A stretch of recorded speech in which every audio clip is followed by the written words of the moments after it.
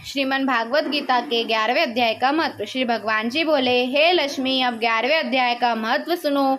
एक तुंगभद्र नामक नगर था, जिसके राजा का नाम सुकानंद था। वह श्री लक्ष्मी नारायण की बहुत सेवा करता था। वह एक ब्राह्मण बड़ा धन्य पात्र विद्वान पंडित रहता था।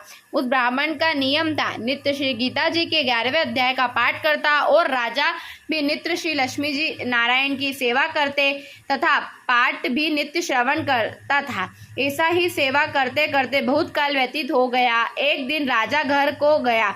उस दिन बहुत से अतिथि देशांतर फिरते फिरते उस नगर को आया। अतिथियों ने राजा से कोई जगह मांगी। राजा ने बड़ी हवेली खुलवा दी। यहाँ अतिथि उतरे।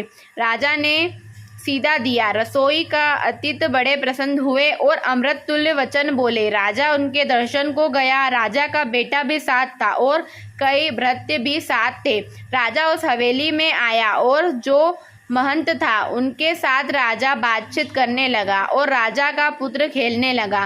वहाँ एक प्रेत रहता था। उस प्रेत ने राजा के पुत्र को मारा। चाकरों ने राजा को खबर करी। राजा यज्ञपी सेवा करता वह कथा श्रवण करता था, परंतु पुत्र के मोहवश राजा ने मन में दुर्बुद्धि आ गई। राजा बोला, हे संत जी, आपका दर्शन हमको बहुत फला है। एक पुत्र था, वह भी प्रेत ने मार दिया। तब संत बोले, हे राजन, चलो देखे। कहा है तेरा पुत्र? राजा, ब्राह्मण, महंत सभी वहाँ आए और जहाँ राजकुमार मरा पड़ा था। तब ब्राह्मण ने कहा, अरे प्रेत, तू इस लड़के पर कृपा दृष्टि कर, जिसने यह लड़का जी उठे, और मैं तुझे श्री गीता जी के 11वें अध्याय का पाठ सुनाता हूँ। तू उसे श्रवण कर, इससे तेरा कल्याण होगा। अब तू अपने पिछले जन्म की बात कह। तब प्रेत बोला, मैं पूर्व जन्म में ब्राह्मण था, इस ग्राम के बाहर हल जोतता था। तब एक दुर्लभ विप्र आया, सो इस खेत में गिर पड़ा। उसके शरीर से रुदन निकला।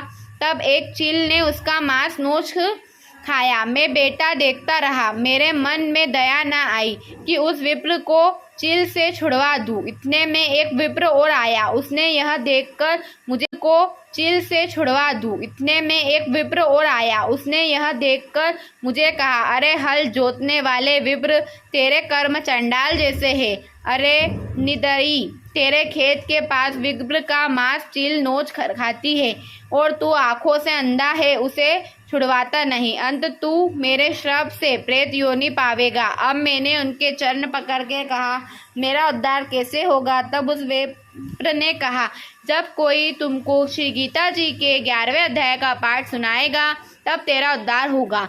प्रेत अपनी कथा कह चुका। तब विप्र ने राजा से पूछा। राजा ने कहा, इसका उद्धार करिए और मेरे बेटे को जीवित करिए।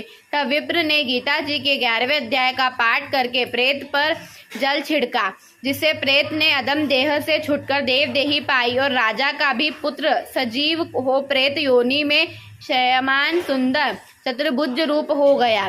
स्वर्ग से विमान आया, उसमें बैठकर वह प्रेत स्वर्ग को गया और राजा का पुत्र भी गीता के 11वें अध्याय का पाठ सुनने की श्री नारायण जी की भक्त हुआ।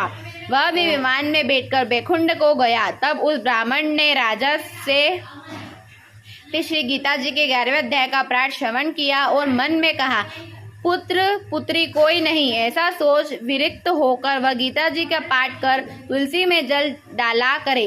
इस प्रकार वह राजा भी परगति को अधिकार हुआ। श्रीमद् भागवत गीता का 11वां अध्याय